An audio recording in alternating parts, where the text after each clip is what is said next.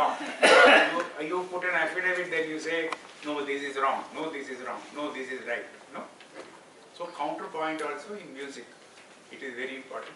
So music therapy also, it is very important because we are having a nascent subject. It is still growing. It is still growing in darkness, groping in darkness, I call it. But we are going to find a light one day. End of the tunnel is going to be soon, I hope. But it will be there only. So we will have to work hard on that. So we have to see all counterpoints. So I invite all your ideas, all your suggestions, which will help all of us because some of our volunteers are here. All of us will be benefited. So I just throw open, and before that there is a mic is also there so that everybody can, whom I will, first volunteers, then I will ask if no volunteers, then I will compel people to talk. So who will bell the cat? Some of you have a wireless one. That is it. You can start since you have got it. Some ideas, some for future, what should be done, how should it be done, why should it be done, why not should it be.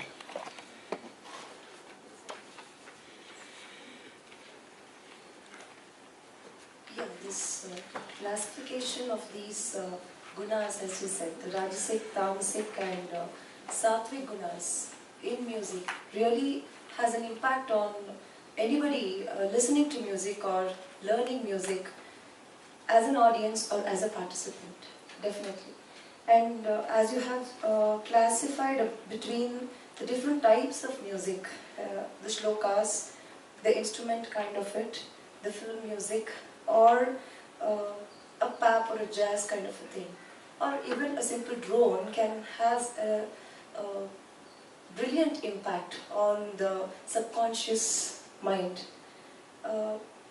When we are listening to all these 10 different versions of music, many different patterns were running in the subconscious mind, which were really giving a toggle whether I should be choosing a Rajasic or a Tamasic or a Sattvic sometimes. But there comes a conclusion or a point where we definitely can make a choice, yes, this is the kind of music I would like to have for myself. And that is the same for all, whether it is a patient or whether it is a normal human being.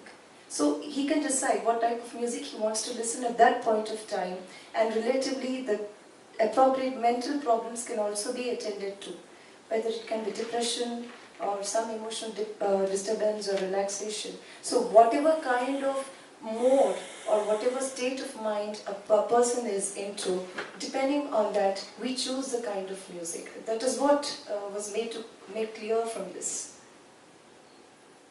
Well spoken, your name, ma'am? Saumya, sir. Saumya. Yeah. I think if I call Saumya in Bangalore, at least 10 people will answer. Yeah, you can call me Saumya There are more Nandakumar. Saumya here? No more? Huh? Only one? Yeah, only one.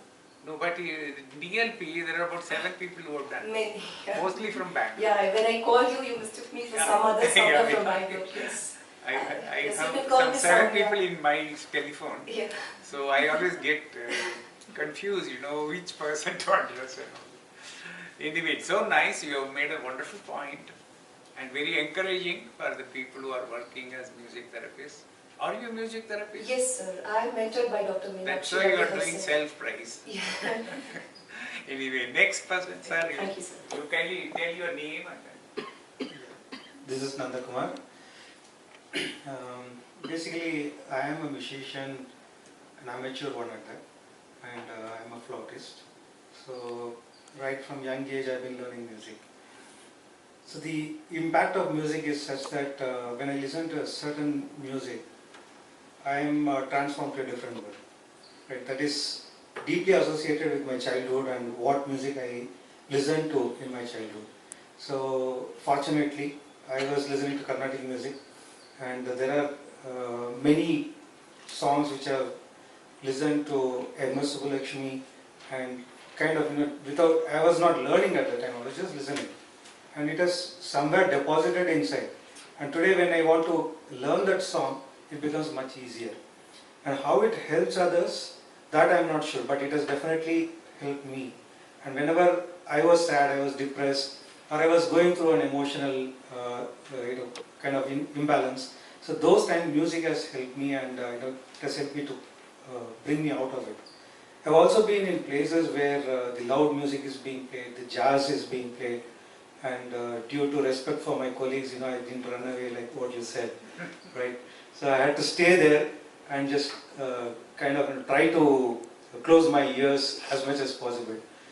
But like you said, after that, when I walk out, that silence is really immense, and that is something which is really cherishable. Maybe unconsciously, Americans or the Westerners, they love that silence which comes after that. That is why they create such a huge music, and they want that peppy music because they can dance, and while they dance, whatever tension they have, that goes away, and then finally they come to a relaxed state and they realize the silence. So that's a kind of different type of music therapy that they're doing. It's an antidote, we can say. So they are going to the extreme of on one side and then coming to the extreme of other side, which in Indian culture we don't need. We simply have to just listen to Carnatic music or Hindustani or whichever is classical, and we can simply relax. So that is what I feel. People have to choose the music of their own likes, of their own heartbeats, whichever goes in sync with their heartbeats, and treat themselves. So, Thank you so much. Next, you can pass it on. You can be a little bit brief about 2 minutes, each one of you, because I want to listen to everybody. Sure. I'm Sunandini Pattabhiraman. I'm a musician also, and I've just done the music therapy course with Nanda last year. So this is my first workshop. I've actually come here to learn more. I've come here to get more ideas as to how to use music therapy, because I'm not based here, I'm based in Malaysia. So I'd like to see how I can use Indian music there, because all the music therapists there use Western music. So I'd like to see how I can explore this idea. As for this worksheet, like Ms. Samya just mentioned, I think it's a lot to do with individual perceptions, individual state of mind at that point of time, as to how you are at this point, how your mind is, and therefore maybe what I find Rajasic now can be Tamasic half an hour later or 1 hour later. It's all to do with my state of mind. But it has been a very enlightening exercise, I should say, because I realize how confused one can get with an exercise like this. It's not a straight yes or a no or a right or a wrong, that it can change by perception. Thank you so much. This is Ashmi, musician and mentored by Dr. Meenakshi Ravi. I'm working for Meera Center for Music Therapy, Education and Research. Yes, as everybody is mentioning, it is person-specific and time-specific and mood-specific, say, and it is to deal with the emotions. Okay? Like a person may be feeling happy with one music, a person may be feeling sad for the same music, a person may be feeling aggressive for the same music. So music is person-specific, and even the same, what we heard now, to tell about those tones also, as ma'am and Soumya also mentioned, it is the same, it is person-specific and it can change with time and emotion. Thank you. Thank you. Excellent. Because I want everybody to give a response. Sorry to cut short. You can do it in the afternoon. Speech therapist, and I have learned music also. I find this a very good opportunity. Though I have listened to music, I have not classified into this. The first time I am getting the opportunity to do this. So music as a whole has a therapeutic effect on normal people as well as persons with the problems. So definitely, classification, it depends on the perception of the people listening. Thanks so much, Nick. Pass it on. Hello everyone, I'm Ranjini. I'm a Veena player and a musician. I've always wondered, because since childhood I learned Indian classical music. When I used to sing in my childhood times in schools, once I start singing classical songs, all my friends will get bored and they'll say, they were not interested. All they were interested was into film songs. So I've always wondered how Indian music interests special needs kids, especially autistic kids, because I've started working with autistic kids. So how, if a normal person cannot understand and appreciate Indian music, how a special needs child could encourage, could enjoy such music? So I've always had a doubt. So I really wanted to experiment, and that's how I started teaching autistic kids, and I did a teaching course as well. And to my surprise, they were responding so well, and I was more interested to learn about different ragas and how it influences our body, mental status, and how it helps ailments and etc. So that was the main reason I started learning music therapy. And today's session I'm hoping to learn a lot from Nada, and I hope to do a course if possible to learn more. At your risk. Thank you. Give to our friend. Yes. My name is Samar Singh. I come from the exact opposite of your spectrum. I had no interest in music You are the right person. for a long part of my life. We are not wrong. It's only recently when I started working with autistic and schizophrenic children that I came to realize that, yes, there is a lot that I missed out on. So I spent my time trying to make up for it. So I've done work, primarily I've focused my work on the works of Stephen Porges and Tomatis, the French researcher. And I found considerable value from the work. And I've been shocked at my own ignorance.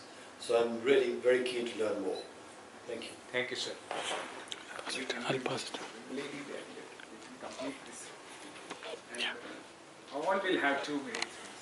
So we want lunch. I'm Suma. I'm from Bangalore. I am a speech language pathologist and audiologist. My interest in music was from young age, from like Sir noted it, from my surname in fact. My forefathers probably were given this name Suswaram in a kingship courtyard that they sang in, so probably it's innate. And because I used to sing well, people were like, oh my god, you're gonna take that as a profession, and it never happened. And I would always tell them that I want to do something much more just than entertaining people or using it for creating money or career out of it. So I never went into that stream. So I always wanted to work for someone or make music change lives, because as you see, music has been there from eons before we came, and nature makes music is what we say.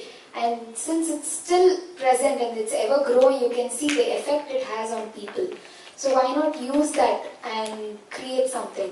And it's only recently, after I graduated, I've been thinking of doing something for children with autism, because my area of interest is children with autism, and there's a lot of times when they connect to music, communicate through it, because a lot of children are non-verbal, but they communicate through music. So I used to just sing in the sessions to calm them down when they have a tantrum or a behavioral issue, but probably going deeper into it and getting to know what therapeutic value it might have, and having a structured program for them and seeing how the results would come out is what I want to do. Best of luck for the next person. Best of luck. Yes, for thank you. A very relevant point you touched. My name is Nagbhushan Rao. I'm a retired software engineer. The basic motivation here is that my mother, who used to be a cancer patient, after 5 surgeries and radiotherapy and all that, she used to get a lot of happiness when I used to sing for her. She was fascinated by a lot of Deval Namas. I learnt whatever I know today from her. And after her death, I have decided that to do whatever little possible to soothe the feelings of the cancer patients. And what I am currently doing is make this a structured, empirical and scientific study, how music impacts the patients. I think it's possible. In my understanding is that, you see, the treatment normally the doctors do is to the Manomaya portion. But I feel that there is much more value if we do for the pranamaya portion. So that is the basic premise under which I do, because you see, all of us know that most of the disease is psychosomatic. So the problem that we have in the mind, or the disconnect we have between the body and the soul, is what actually is a dis-ease. So if this dis-ease can be eased, not necessarily at the Annamaya Kosha, it is more the Pranamaya Kosha.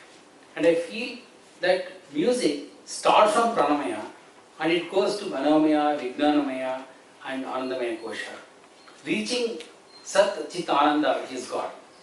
So I feel music is of such a great value to the humankind that it is integrative in nature, it doesn't distinguish between people, it is illuminating, it is motivating, and it is compulsively entertaining.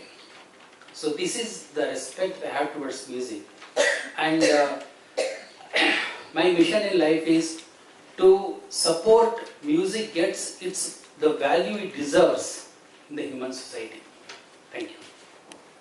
Thank you, sir. Thank you. So good afternoon to everyone. I am Mridula and I am from Bangalore.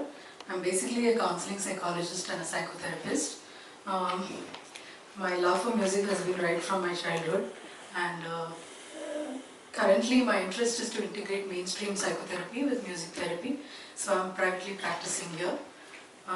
One thing I'd like to say is that I have done a lot of musical shows, TV shows, where I've always only explored the aesthetics of music. It's only when I got in touch with Dr. Sai Ram, I did the course on music therapy, and I understood that it's the therapeutic aspect of music that I have always had that benefit right from childhood. So first thing I would like to say is that it's a very self-transformational experience. So anybody who has not done the course here, I recommend personally, out of my own personal experience, I have transformed myself. So that's first thing I'd like to say. Secondly, about the exercise that we've gone through right now, when you want it for your own subjectivity, what I do is that the moment I close my eyes and I listen to some music, first thing that comes into my mind is the picture. For example, if there was Rag Pelu, I went on to my class where my Hindustani teacher was teaching, and that those feelings come up first. So it's your feelings that come out first, and then the objectivity, what are the tonalities and so many other things. Or for that, what Mr. Nandakumar was saying, MS Amma, the moment it starts, I become a small child and I'm like waking up in my bed. Because that's when my mom used to put that cassette for, so many things. I mean, like anything that you listen to, first thing that comes is, you are there in it. And then we look at the objectivity and, we use our brain. So that's how I function. And I'm seeing that I'm able to work with a population right from this small girl to a very elderly person, and that has happened only because of this course that I have done. I have to first of all thank you, sir. And I'm feeling so fortunate to be here today because I have just used a lot of music therapy in the past week. My husband is hospitalized. She has come against all odds. She was not supposed to come. In the midnight I get a message from her that I am coming. I am back in Bangalore. Otherwise she was in Manipal hospital for the past 1 week or 10 days. I don't know how long. Yeah, and she was struggling for her husband's lost fingers and all that. Yeah. And we all pray that everything becomes all right. Nowadays modern surgery is very advanced, and music therapy may not be advanced, but modern surgery is very advanced, and your husband will regain all those. Thank you, sir. Thank you so much. Thank So you. we're Thank grateful you for to coming. use that experience in healing, and so we'll be And doing her it. enthusiasm was such that she wanted to come in spite of all odds. Thank you. Thank you. Good afternoon, I am Vidya Raja. I am a musician and a researcher of music too. And also I have done my course of DLP from Nada Center and learned a lot about music therapy from here. And I completely agree with her that the feelings come out first when you listen to a piece of music, and that's why it's so personal. And thank you, sir, for playing George Michael, because it released a huge amount of dopamine gushed all through, and I could feel myself just, vibrating in the college days number it was. So I just went back and relived those moments. And And regarding Western music, and I'd like to make a small comment on rock music and hard metal, which people in the Western world listen to. It is actually a kind of an addiction. There's so much of dopamine released when rock music is listened to that a person wants to listen to it more and more. So slowly they are pulled into it. In the process, it's actually causing a lot of destruction to the neuroreceptors and things like that, which the children or the teenagers do not actually understand. They go by the feeling that is there, and in the long process, it's something that acts like a drug. You know, how a drug pulls you to it and finally causes destruction. So hard metal and rock metal is something that we should surely voice against the younger generation today. Thank you. In fact, I wanted to mention, because you raised a wonderful point, it's not working, but it doesn't matter. What exactly is, when you said rock music, I remember about 10 years back, there was a news flash from Japan.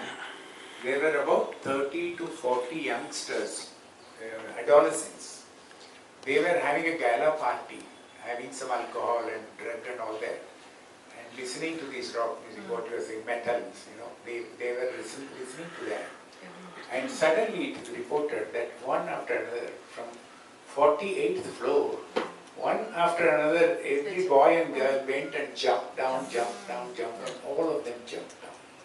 This came in the newspaper, that how the music can be therapeutic. So be careful. Be careful. It's happened which year, sir? It happened around 10 years back. I don't remember the year. It's 18 or 19. Before the Google days. But it came. Good afternoon, everybody. I am Aparna Dikshit. I am from Hubli, North Karnataka, and I am a counseling psychologist. And I am doing the NADA course here, the last stage, the last assignment I have to submit to, and I've got a lot to learn from this course. I have learned Hindustani classical music, and when in Australia and in India, I have given programs. But as she also said, it was more of like, performing and then feeling why I'm feeling so relaxed. But now as I read through the material, I know why. And one more point I want to talk about here, the questionnaire here is the relaxation aid. Usually when we listen to certain kind of music, we feel it's relaxing. But as a personal experience, I feel even sometimes if it's a feet tapping music, after the music is over, I still feel relaxed because certain things have come out. So the after feeling is relaxed, although during the music I'm active. So those are 2 points I've seen. And now I would like to use music with the special children and women that I'm working with in Hubli. One more thing, I've also started using it as an experience at my husband's IT firm for the corporate world to have a relaxed session and finding really good results. The employees are saying that, ma'am, we should have it every month. So it's like just a free session where everybody comes in and sings whatever they want. So just like I read in a paper saying it's a trial error method and we learn according to it.